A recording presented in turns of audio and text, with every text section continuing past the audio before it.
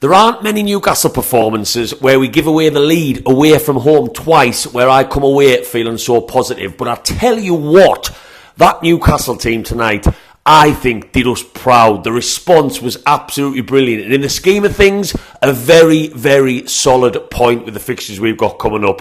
I wasn't at the match, unfortunately, and I'll talk about that more on this video. So you're getting a much faster match reaction to a very solid 2-2 draw at Wolves. The match reaction's coming up, Newcastle fans, so do us a favour if you're curious, and make sure you stick around.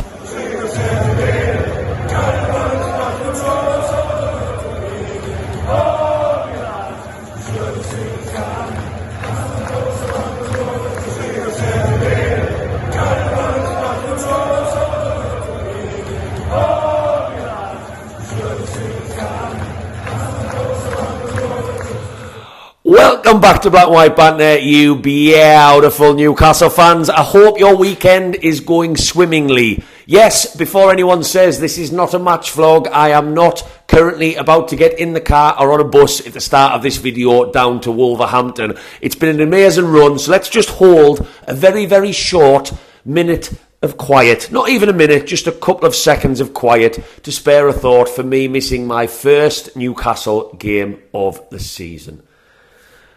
Oh, it still hurts. It still hurts. 20 consecutive games I've managed to go to, from Gateshead in the pissing down rain back in July, to America, to the Champions League in Milan, and so on and so on and so on. But there is some sunshine to that cloud. I have been able to spend some time this weekend with my beautiful nephew for his birthday. The run was always going to come to an end, so here I am doing this very, very quick match reaction. There'll be no boozy match vlog for this one.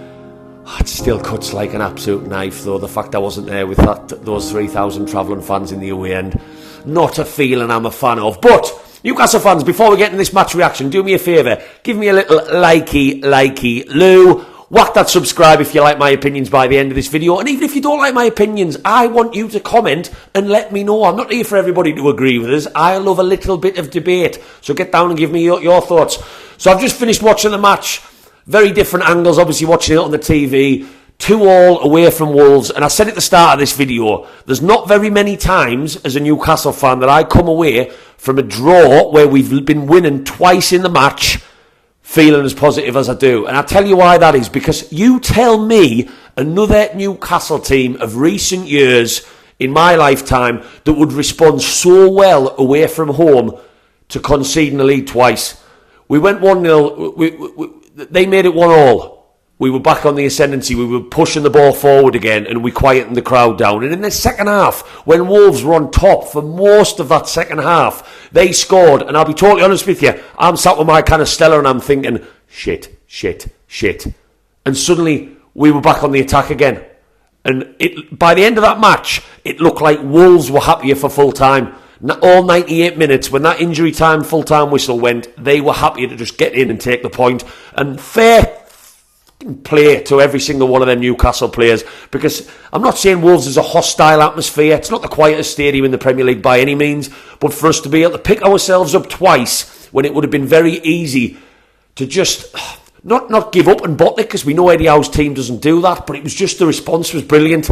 And after a match against Dortmund on Wednesday that must have been mentally and physically tiring in the Champions League, and all the emotions that come with playing in that competition at St James's Park, the only player starting tonight that didn't play on Wednesday was Callum Wilson. So the other 10 players, and basically, Callum Wilson played, 75 minutes because of Isaac's injury. So every single one of them has had a couple of days to recover against the Wolves team who's had a full week. And I just thought the response and the overall performance was absolutely brilliant. And I'm coming away from that really, really positive. I said before the match I'd take a point. And God, you only need to look at how many times Newcastle have drawn away at Wolves to know that it would have been a banker of a result to back. We love going to Molineux and getting a point, and that's obviously continued tonight. Goals, well, first half, less said about our first goal. But it was brilliant from Callum Wilson, but generally speaking, as an advert for the Premier League, Wolves defending, they are not going to want to watch that one back. But Callum Wilson at the first shot looked easy to put in the back of the net, and the second one, he's such a predator in the box. When Callum Wilson plays, Callum Wilson scores goals, and so he's proved again tonight. He's got 18 goals since Sky Sports put it on the screen. I think it might be since sometime earlier in the year. Higher than Eric Haaland. The man just bleeds goals, and it was a brilliant finish. Their equaliser, well, Kieran Trippier, I'm going to touch on him just because whilst I'm talking about their equaliser, he didn't have a very good game, and that's probably one of the poorest performances from Kieran Trippier I've seen in a Newcastle shirt, and he's allowed one. He's been absolutely phenomenal since we've signed him. He's top of the assist charts. He's our captain marvel. I know Lascelles is technically the captain, but let's face it, Kieran Trippier is our captain on the pitch. But I just thought tonight he looked like he'd been at Cosy Joe's possibly last night for a couple of beers, stayed out a little bit too late. Give the ball away quite a few times, a couple of daft fouls, and the way he seemed to switch off Philomeena's goal, he was nowhere near it for that cross, and you could see his reaction was just like shit. But like I say, every player is allowed to have a bit of an off day, and Kieran Trippier at the grand old age of 33 is playing every single 90 minutes for us. Yes, we brought in Livramento, but he is, and that summed up that first goal really. It wasn't very good from our point of view, but it is the first goal we've conceded from a set piece this season. And it just wasn't a nice one. Any goal in the Premier League you concede from a set piece is never nice, but the manner of that. So it's 1-1, and you're thinking, just try and get through to half time. But again, the response in the first half was absolutely brilliant, and then we were back in the ascendancy. And then obviously the penalty, well, I would love to say that was a penalty, Mr. Shea, you Swiss cheese of a hunk. But I don't think it was. I think Fabian Schär's anticipated the contact. He stuck out his leg and obviously buried his leg in the ground, almost making it look like he's been hacked. And I don't think it was. I don't think in a million Sundays that was a penalty. But obviously, through my Newcastle tinted glasses at the time, definite pen, 100%. But we live in a world now where with VAR, unfortunately, sometimes you get them, sometimes you don't. And that is not an expression I should be saying with people looking at technology. The whole point of it was to get rid of that. But they do kind of even out sometimes, and we will probably get a dodgy VAR decision further down the line. So I'll take it a million ways to Sunday. And then Callum Wilson obviously does what Callum Wilson does best. That's 13 out of 13 penalties in his career, albeit a little bit lucky. Sarr, the goalkeeper, almost gets something on it. But yeah, half-time, happy days. Happy days. I went and cracked open a can of Stella, and I thought, yeah, second time in the lead. Let's see what we can do in the second half. And was I a little bit disappointed with how we came out? And maybe didn't go back on the ascendancy the way we kind of finished the first half? I'm going to say no. And the reason I'm going to say no is because of that fatigue I talked about. You know, Champions League on Wednesday, going into this one, it was a fast-paced game. Any neutral watching that, Sky Sports probably made a very good pick. It was very back and forth. Lots of attacking. Ron, Neto, Gordon. It was. And they were on the front foot, and we were sat in a little bit trying to get hold of the ball as much as possible, and in its spells I thought we did that quite well. And then their goal. Now I'm not going to criticise Nick Pope too much, but that goal was avoidable, because if Nick Pope's going to come in that situation, in my opinion, claim it. It looked like he could catch it. Was he worried about the ball being a little bit wet? I don't know.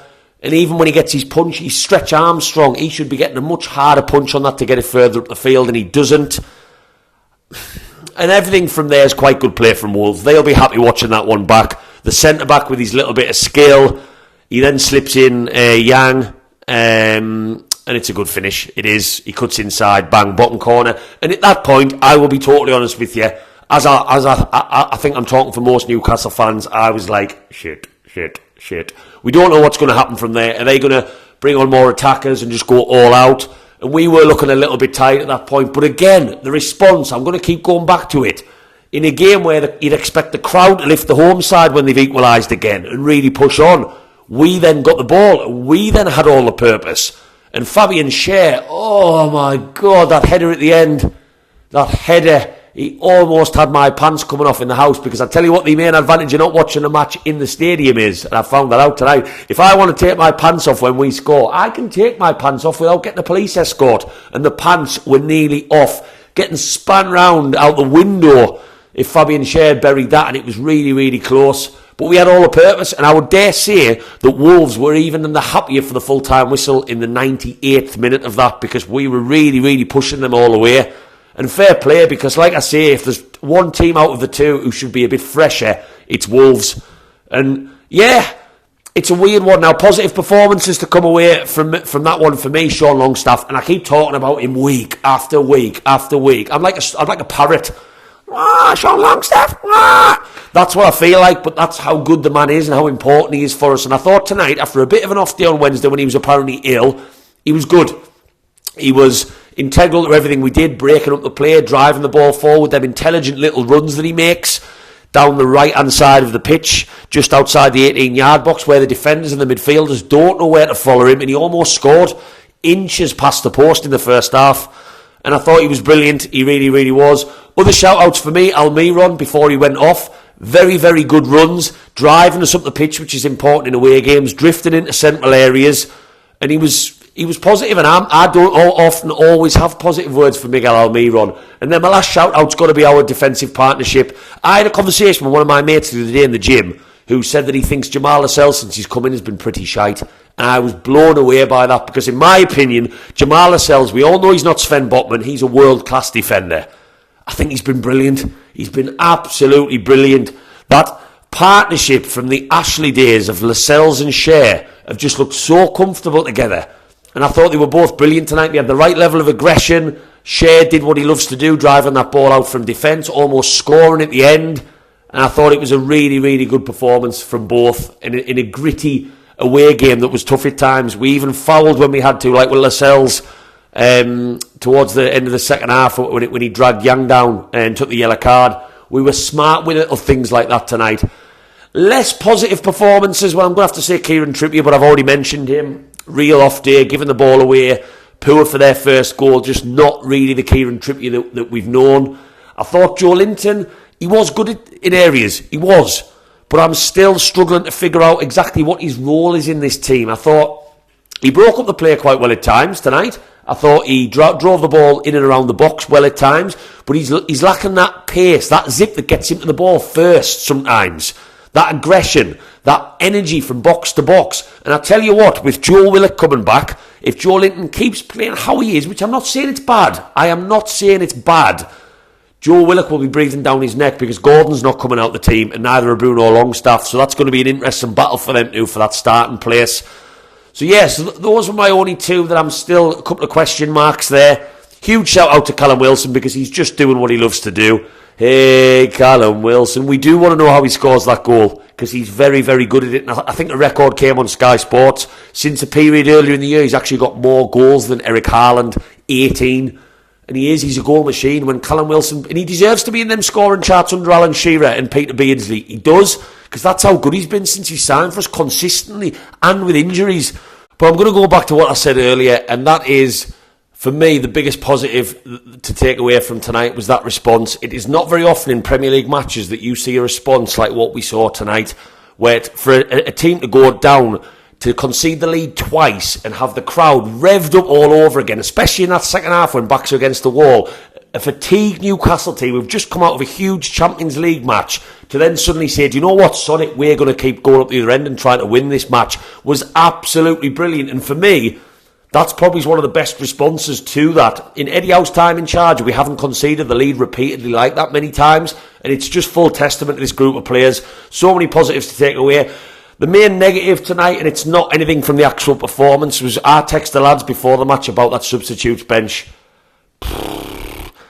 You know, you've got Joe Willock to come on and attack an area, that's pretty much it. After that, you've got Matt Ritchie, he's not getting a sniff. It's all defenders, all defensive players. Mark Gillespie was our striking replacement on the bench tonight. The goalkeeper, who's living the dream in Cosy Joe's on the piss every week, he was our striking option, and that tells you everything on another note, apart from injuries, about where our academy is. And I know Merdad and Amanda are doing everything to try and change it. We had no academy players that Eddie Howe had faith to bring in to stick on the bench to come on. Obviously Miley is a midfielder, he's out ill at the moment. Wow, really, we need to really ramp that up, and I know that's going on right now with players on loan and younger players coming in, but it was an eye-opener, a scary eye-opener. And with Man United on Wednesday, where we are literally going to turn Old Trafford into St James's Park with 8,000 Geordies in a match where anyone who knows me knows I want to win more than any other game. I hate them. I don't think we have the squad to make that many solid changes. Livramento will come in, maybe Lewis Hall. You wouldn't put Matt Ritchie in a match like that. Willock will obviously play, but after that, if Eddie Howe doesn't trust the academy as such, who are you playing? It's going to be the same group of players again. So maybe something has to give there, and that's the biggest concern, because we've gone from when Tonali was available, when Anderson was fit, when Murphy was fit, when Isak's fit. You're looking at our squad and you're like, wow, all them players would have been on the bench hypothetically. Like, that's a pretty tasty squad. Now we bear thin, and I'm not going to keep whinging about spilt milk, crying over it, should I say, because every team gets injuries. But it's worrying going into these thick and fast matches that we've got coming up. But I'm going to stay positive, Newcastle fans. There was a lot of negativity earlier in the week after that Dortmund game that really, really pushed my buttons. Yes, there's going to be some Newcastle fans annoyed we've conceded the lead twice tonight. I get that. It's frustrating, especially the ones who've travelled down to see us leading in the game the way we were. But let's take the positives. A very, very informed Wolves team who were happier for the full-time whistle than us. For us to respond like that with the same group of players who played on Wednesday is full testament to the lads. Plenty positives to take into Man United, Arsenal, Dortmund and Bournemouth coming up. And I'm going to enjoy the rest of my week. And I predicted a point before. I would have taken a point before. And it's another game unbeaten. Eddie Howe's Mags is still absolutely class. We really, really are. And that momentum has not stopped because we've just got a draw at Wolves. Newcastle fans, if you've liked this video, do us a little favour. Give us a little likey loo. Whack that subscribe and let me know your thoughts in the comments. Do you agree with what I'm saying? Are you taking as many positives, or are you a little bit more annoyed that we conceded the lead? I want to know down below. And on the Man United we go on Wednesday. But I tell you what, Newcastle fans, I'm taking the positives there. What I realise tonight is when the going gets tough, Eddie Howe's Mags are going to continue playing their football, and we're still pretty damn good. I'll see you on the next video. How are you, lads?